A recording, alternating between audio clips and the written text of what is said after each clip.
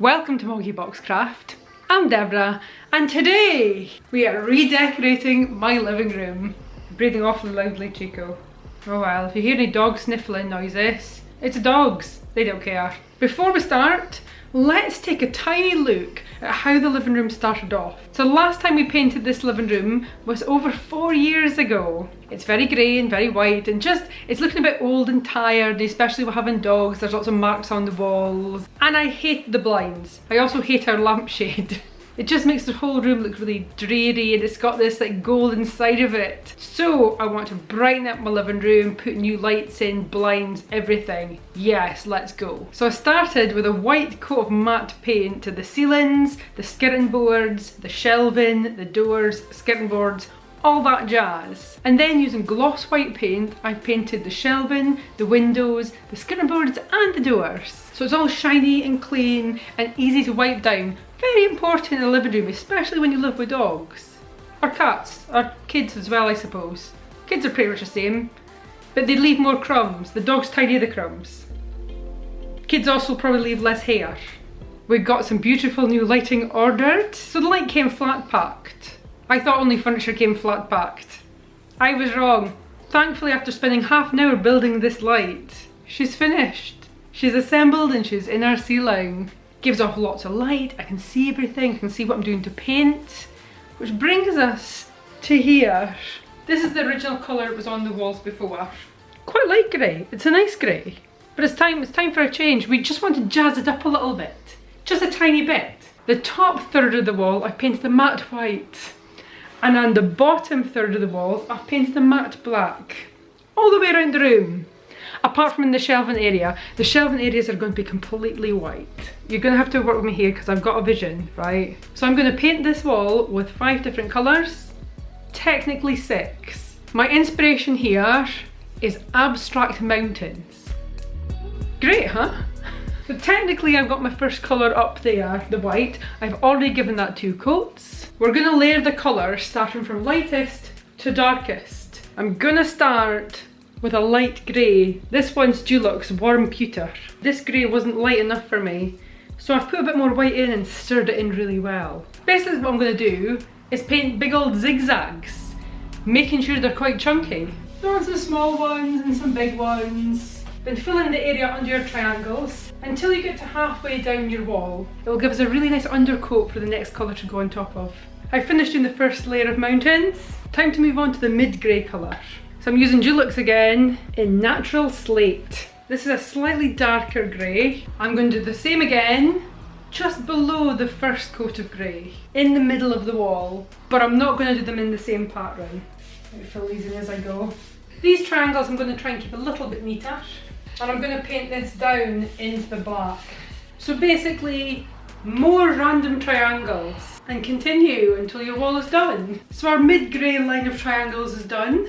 Let's move on to the dark grey.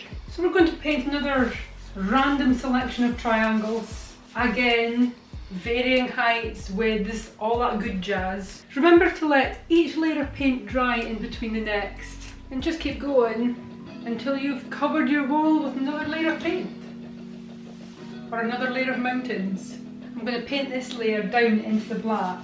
And yes, I'm painting this all with a brush. So we now have 3 rows of grey mountains. I'm now going to do one last row with black. It's Dulux in rich black.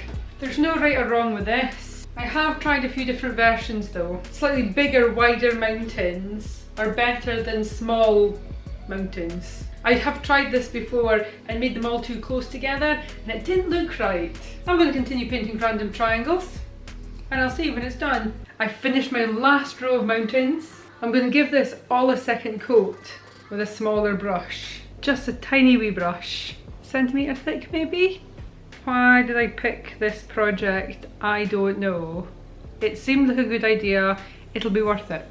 So I shall see you tomorrow when I've done that and it's dry. Well, it's the next day.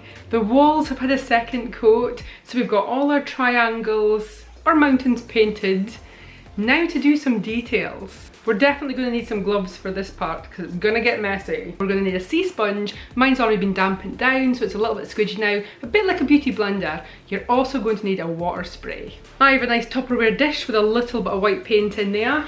Gonna add a little spray of water. Tap the sea sponge into the paint, so I just get a tiny bit on it. Then we're just going to tap it lightly onto the top of the triangles.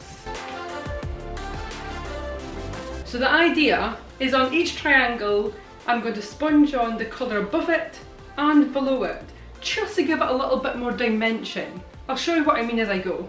I finished dabbing on the white paint, so I've washed the white paint out my sea sponge and that's all damp and ready to go. I'm now going to take the lightest grey colour and repeat that step on the second greyest triangles. Gently dab that onto your triangles. I've done the mid grey on top of the dark grey. I'm now going to do the dark grey on top of the black. Dab, dab, dab. You get the idea, right? Now I've worked all the way down, I'm going to do the same thing but in reverse. So I'm now going to dab the black onto the dark grey and gently dab that on. Don't worry about any bits that go on to the next colour, we're going to sort that out later.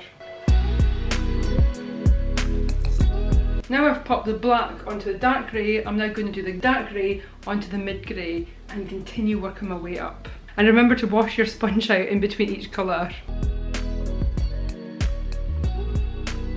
So I've worked it all the way back to the top. This is how it's looking at the moment. The first step we did, I'm going to do that again, is just keep working up and down the different colours until you get a colour that you're kind of happy with and how it's looking. Once I've sponged on some more colours, and I've got it kind of looking how I want it to, I'm going to go back and cut in around here and neaten up this edge again, but I'm just going to neaten up just a tiny bit where it's an overspill. So I finished cutting in. I'm now going to do a silver outline on all the mountain triangles using a small detail brush and this silver paint, Ardent Bright in the colour silver. Wow, I don't think you even want to know how long it's taken me to paint these walls. So after I finished the walls, it was time to move on to upcycling furniture. So down here beside me there's a little chest of drawers, like a little side table. So I decided to paint that with an ombre effect. If you'd like to see that video and how I did that, I'll leave a link up here or in the description box below. Next came the chairs. Now, I have 3 of these orange chairs and what a delight they are. I have upcycled a few of them in the past, just recovered them with different material. But today I thought it was time for a proper change. So to start this project, I unscrewed all the hardware and removed all the chair components. So I'm starting off with this matte black paint as a primer. I gave the chair 2 coats of this. So after the chair had fully dried, I moved on to a black gloss paint. I tried to use a really thin coat of the gloss paint so I didn't get any drips. Left that to dry for a good 24 hours, reassembled the chair, and then by magic, the chair was recovered and reassembled. So I repeated this process for all 3 chairs, just in different colours. So I've got a white chair, a grey chair and a black chair. I then moved on to our coffee table. Now this coffee table's been sitting out in our shed for quite a number of years. I don't think I've got any footage of the coffee table before. It was just wooden and stained, so I painted the exact same way as I painted the black chair. And voila! It's done! Now the walls have been painted, the furniture upcycled. Let me show you the finished results.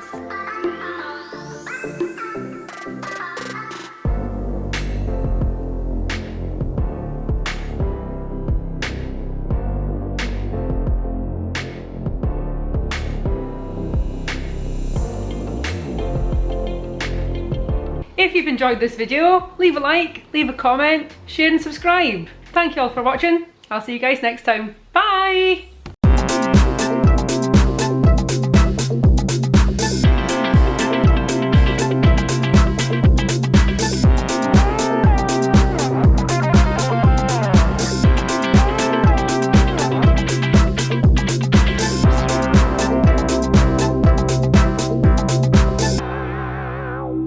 Are we ready to do some painting?